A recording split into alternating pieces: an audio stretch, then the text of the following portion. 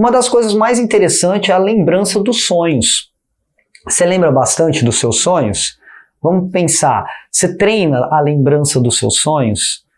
Como é que você faz para tentar lembrar mais do que você estava sonhando, né? Então, alguns pesquisadores, eles descobriram como fazer isso, né? Eles perceberam que quando eles colocavam os voluntários para dormir, se eles acordassem os voluntários durante o período de sono REM lá no EEG e perguntasse com o que você estava sonhando, 80% das vezes que eles faziam isso, os voluntários lembravam o que eles estavam sonhando.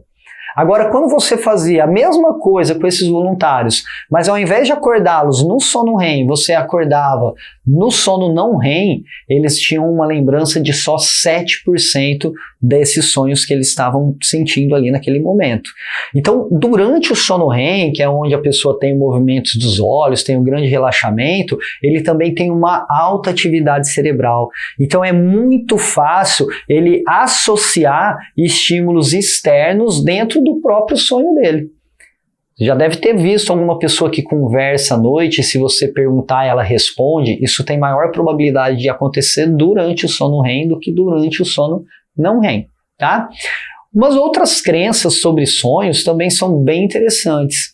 Será que é possível eu trazer algum evento externo para dentro do meu sonho?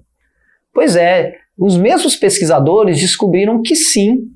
Eles colocaram indivíduos para dormir, né, em um determinado instituto do sono, colocaram um eletroencefalograma, começaram a mensurar o ritmo de sono deles e quando eles entravam no sono REM, eles borrifavam água no rosto da pessoa. E aí na hora que borrifava a água, eles acordavam a pessoa e falavam assim, com o que você estava sonhando? Daí o voluntário falava, eu estava numa sala e de repente começou a cair água. O outro falava assim, eu estava num lugar e começou a inundar. Então o que eles estão fazendo? Eles estão pegando aquele estímulo externo da água borrifada e inserindo dentro do sonho deles, certo? A mesma coisa acontece quando você escuta um telefone tocar no sonho e ele realmente está tocando, ou quando você escuta alguém te chamar e realmente aquela pessoa está chamando. Certo? Isso é o estímulo externo sendo inserido dentro do seu sonho. É possível também você fazer induções de sonhos, né? Basta você ficar com alguma coisa constantemente antes de dormir, visualizando aquilo, e isso provavelmente, diante de uma teoria que chama ativação e síntese de prosencéfalo, a gente tem a junção dessas informações, desses estímulos, do que está ali girando ali no seu cérebro, né? E sintetizando isso em um sonho, ok? Outra coisa interessante é sobre a duração desses sonhos. Quanto tempo será que dura um sonho? Será que ele é mais rápido do que realmente seria na vida real? Será que ele é mais lento? Ou será que ele é da mesma velocidade? Na verdade, as investigações mostram que a duração dos sonhos elas não são nem mais lentas nem mais rápidas. Elas são simplesmente na mesma velocidade do que aconteceria se fosse na vida real. A única questão é que, como eu falei, diante dessa teoria de ativação e síntese, o sonho ele tenta fazer o quê? Uma síntese, né? Ele tem todas aquelas informações, aqueles estímulos, né, do seu dia a dia, das suas memórias e tudo mais, e ele tenta sintetizar tudo em um único sonho. E às vezes ele acaba pegando coisas que não têm ligação e jogando no mesmo contexto. Você já deve ter sonhado de você estar, por exemplo, na sua sala de aula e aí você abrir a porta e você saiu na sua casa. Você sabe que abrir uma porta é naquela mesma velocidade, mas você sabe que se fosse a vida real, para você sair de uma sala de aula e chegar à sua casa, você levaria um tempo. Mas no sonho isso é possível.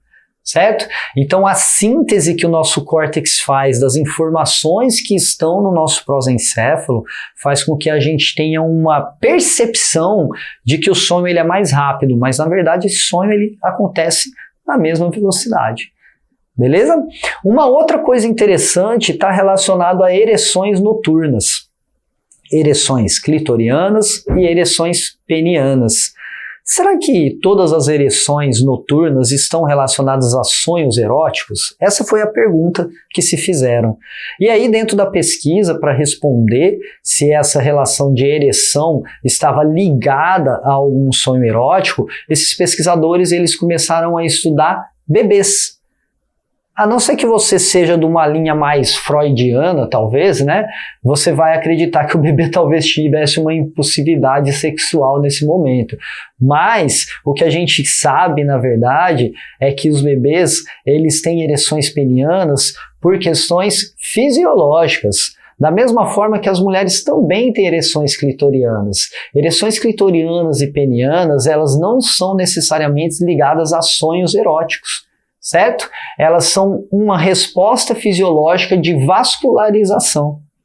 E aí, existem até métodos, né, para pessoas, para homens que têm problema de ereção, na qual vai mensurar quantas ereções penianas o cara teve ao longo da noite, para inclusive verificar que tipo de problema que ele tem que está relacionado à falta de ereção. Certo? Então, ereções penianas e clitorianas não necessariamente estão ligadas a sonhos eróticos. Eu falei não necessariamente. É óbvio que se uma pessoa tiver um sonho erótico, ela vai ter ereção? Provavelmente sim, mas não são todas que estão relacionadas a isso. Ok? E por último, a questão do sonambulismo, né? O sonambulismo, ele geralmente ocorre mais no estágio 3 e no estágio 4. Muitas vezes nas aulas, quando eu pergunto qual é o estágio que ocorre o sonambulismo, muita gente já fala assim, sono REM, porque pensa na atividade cerebral, mas esquece da perda de tônus muscular. Né? No sono REM não tem como a pessoa ter um episódio de sonambulismo, porque ela não vai conseguir sair andando, ela não tem tônus muscular para isso. Certo? Ela está com o músculo relaxado. Então o sonambulismo ocorre mais no estágio 3 e no estágio 4. E o sonambulismo, na verdade, o sonâmbulo, ele deve ser reencaminhado para a cama dele, ou ele deve ser despertado gradativamente, né?